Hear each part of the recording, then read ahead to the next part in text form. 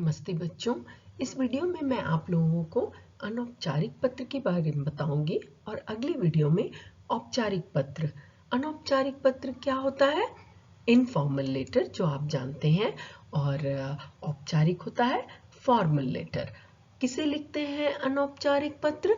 तो जो हमारे अपने होते हैं, रिश्तेदार होते हैं, सगे संबंधी, दोस्त हुए, भाई बहन, माता पिता, दादा दादी, इनको हम इनफॉर्मल लेटर अनौपचारिक लिखते हैं। और औपचारिकता जहाँ निभाते हैं, किसी कार्यालय में अनजान लोगों को लिखा गया किसी कार्य से, दफ्तर हुआ, उसमें जब हम लिखते हैं, कभी कभी हम जानते हैं उन्हें भी औपचारिकता निभाते हैं, जैसे हमारे प्रधानाचार्य, हमारे शिक्षक, तो उन्हें हम फॉर्मल लेटर, औपचारिक पत्र लिखते हैं। इसे मैं अगले वीडियो में बताऊंगी। तो चलिए हम अभी देखते हैं कैसे लिखते हैं अनौपचारिक पत्र।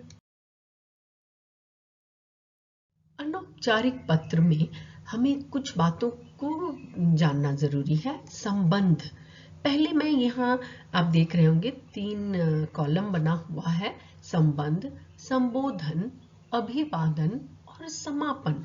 तो क्या संबंध है, किस संबंध के लिए क्या संबोधन, फिर कैसे अभिवादन देते हैं और कैसे समापन मतलब अंत करते हैं, ये मैंने यहाँ पर टेबल के रूप में बना दिया है। जैसे बड़ों को, अगर हम बड़ों को पत्र लिख रहे हैं तो संबोधन में आदरणीय किसी पुरुष को, और स्त्री अगर है तो आदरणीया। फिर अभिवादन में, हिंदी में हमारी संस्कृति दिखाती है भाषा, तो हमारे यहाँ हम बड़ों को प्रणाम करते हैं, इसलिए बड़ों को हमेशा सादर प्रणाम या चरण स्पर्श, या आप पर निर्भर करता है। किसी एक को अच्छे से सही वर्तनी के साथ तैयार कर लें। उसके बाद समापन में, अनौपचारिक पत्र में जब पूरा पत्र आपका समाप्त हो जाएगा तो अंत में आप आपका, और यहाँ जो डैश देख रहे हैं ना, लड़के लिखेंगे आपका, लड़कियां लिखेंगी आपकी, यहाँ जो डैश देख रहे हैं ये आपका रिश्ता, इनसे जो भी यहाँ पर प्रश्न में दिया रहेगा उनसे आपका क्या रिश्ता है, हम आगे इसकी चर्चा विस्तार से करेंगे। उसी प्रकार छोटे भाई बहन के लिए प्रिय संबोधन होता है, और आशीर्वाद, सदा खुश रहो, ये आशीष, शुभाशीष, ये सब हम अभिवादन के रूप में देते हैं। और समापन शब्द होगा तुम्हारा भैया, अगर कोई भाई लिखता है, और अगर बहन है तो तुम्हारी दीदी, और नीचे अपना नाम लिखना है। फिर दोस्तों में प्रिय मित्र, और नमस्ते करते हैं दोस्तों को, है ना, नमस्ते, उनको भी अभिवादन हमारे यहाँ करते हैं। तुम्हारा मित्र, या लड़कियां लिखेंगी तुम्हारी सहेली, और फिर अपना नाम। अनौपचारिक पत्र की शुरुआत करने से पहले बच्चों हमें वो संबंध जानना, वो सीखना अत्यंत आवश्यक है। जैसे पिता के पिता बाबा या दादा कहलाते हैं, दादा दादी के हम क्या होंगे? तो अगर लड़का है तो वो पौत्र या पोता, जो आपको आसान लगे वही लिखेगा, आपका पौत्र या आपका पोता। लड़कियां लिखेंगी आपकी पौत्री या आपकी पोती। फिर मम्मी के मम्मी पापा हुए नाना नानी, और उनके आप क्या होंगे? नाती, आपका नाती। ये सभी लड़कों के लिए यहाँ लिखा है, यहाँ लड़कियों के लिए। और जो लड़कियां अगर लिखेंगी तो लिखेंगी नातिन, आपकी नातिन। फिर ताऊ जी कौन होते हैं? पापा के पिताजी के बड़े भाई ताऊ जी होते हैं, उनकी पत्नी ताई। तो ताऊ जी और ताई जी के लड़के होंगे भतीजा, लड़कियां होंगी भतीजी। और चाचा होंगे जो पिताजी के छोटे भाई होते हैं, और उनकी पत्नी चाची। तो चाचा चाची के भी आप भतीजा भतीजी। फूफा जो होते हैं ना, वो पापा की बहन बुआ के हस्बैंड हुए, है ना, पापा की बहन बुआ। तो बेसिकली पापा के जितने सिबलिंग हैं और जितने भाई बहन हैं, और उनके ये उन सब के तुम भतीजा, लड़के भतीजा लगेंगे और लड़कियां भतीजी। बड़ा आसान है ये, अगर आप ऐसे याद रखें कि पिता के सभी भाई बहन जो है उनसे आपका क्या रिश्ता है, लड़के भतीजा, लड़कियां भतीजी। फिर माँ के भाई बहन, माँ के भाई मामा होते हैं ना, माँ की बहन मौसी होती है, तो मामा मामी के आप भांजा, लड़का भांजा और लड़की भांजी। फिर मौसी के भी, मौसा मौसी के भी आप भांजा और भांजी। फिर भैया, आपके बड़े भाई जो हैं वो भैया, और बड़ी बहन दीदी। तो आप वहाँ जब समापन शब्द आएगा तो वहाँ लिखिएगा आपका अनुज या आपका भाई, है ना। फिर लड़कियां लिखेंगी आपकी अनुजा या आपकी बहन। फिर मित्र को लिख रहे हैं तो मित्र चाहे लड़की हो या लड़का हो, तो यहाँ लड़का जो दोस्त है वो लिखेगा आपका, तुम्हारा मित्र या तुम्हारा दोस्त। लड़कियां, अगर लड़की लड़की दोस्त है तो तुम्हारी सखी, तुम्हारी सहेली, ऐसे लिखते हैं, है ना। फिर भाई बहन, अगर छोटे भाई को आप लिख रहे हैं तो क्या लिखेंगे, तुम्हारा अग्रज और तुम्हारी अग्रजा या तुम्हारी दीदी। हाँ, तुम्हारे भैया भी लिख सकते हो। तो ये था रिश्ता, आप ध्यान से इसको देखिए। ये है बच्चों अनौपचारिक पत्र का प्रारूप, जहां हम अनौपचारिकता निभाते हैं, और हमने अभी अभी देखा भी सारे रिश्ते, उनको हम अनौपचारिक पत्र लिखते हैं।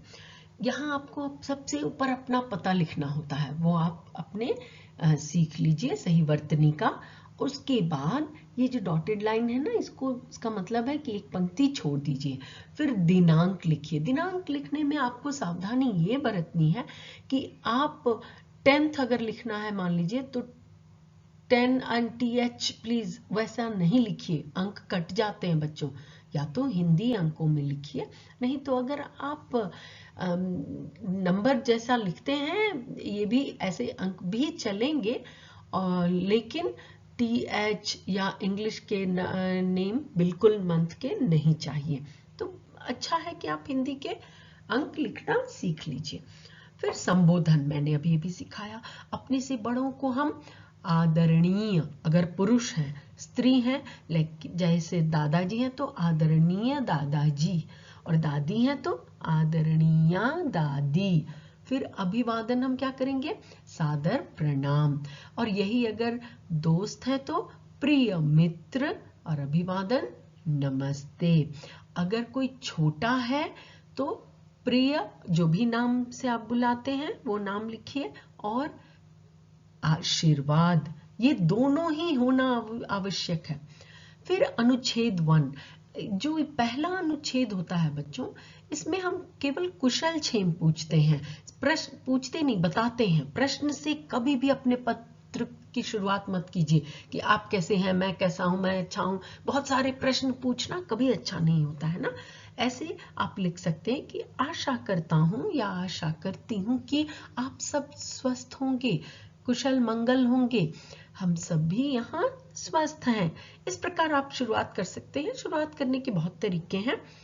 फिर दूसरा जो अनुच्छेद होगा, यहाँ फिर एक लाइन यहाँ छोड़ना मस्ट है बच्चों, ये जरूरी है ना। ये तीनों एकदम महत्वपूर्ण है।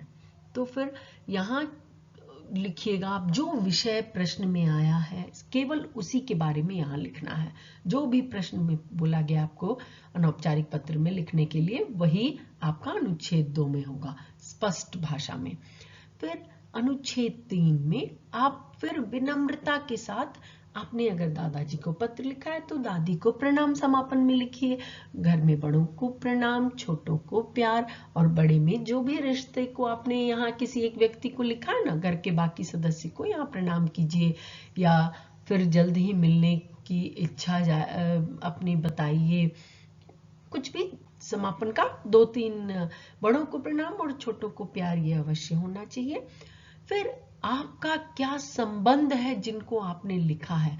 अब जैसे मैंने पिछली बार अभी थोड़ी देर पहले बताया था ना, दादाजी हैं तो आप क्या होंगे, पोता या पोती, या पौत्र या पौत्री। वैसे जो भी, जिसे भी आपको लिखना है उनसे आपका क्या रिश्ता है, इसके 1 अंक मिलते हैं।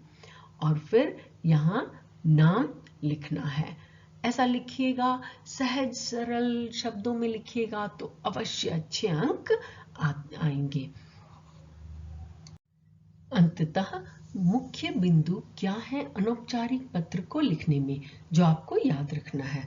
पहला है कि पत्र का प्रारूप बिल्कुल सही हो, इसमें कोई अशुद्धि नहीं होनी चाहिए, कोई भी चीज नहीं छूटना है। दूसरा, अनावश्यक विस्तार से बचें। जितना पूछा गया है 120 शब्द में लिखना है तो उतने में ही अपने पत्र को खत्म करें। आपके विचार स्पष्ट होने चाहिए, आप क्या कहना चाहते हैं ये पढ़ने वाले को बिल्कुल समझ में आ जाना चाहिए आसानी से। और आपकी भाषा बिल्कुल विनम्र होनी चाहिए बच्चों। इन सब बातों को ध्यान में रखने के बाद मैं सबसे महत्वपूर्ण बोल रही हूँ कि बिल्कुल ऐसा नहीं कि आप कठिन शब्दों का प्रयोग करेंगे, कठिन भाषा का प्रयोग करेंगे तभी अच्छे अंक आते हैं। भाषा आपकी बिल्कुल सरल, सहज और विनम्र होनी चाहिए, बस आपको अच्छे अंक आएंगे। और वो पत्र भी रोचक होता है, अंक तो दूसरी बात है, पत्र भी रोचक होता है, पढ़ने वाले को अच्छा लगता है।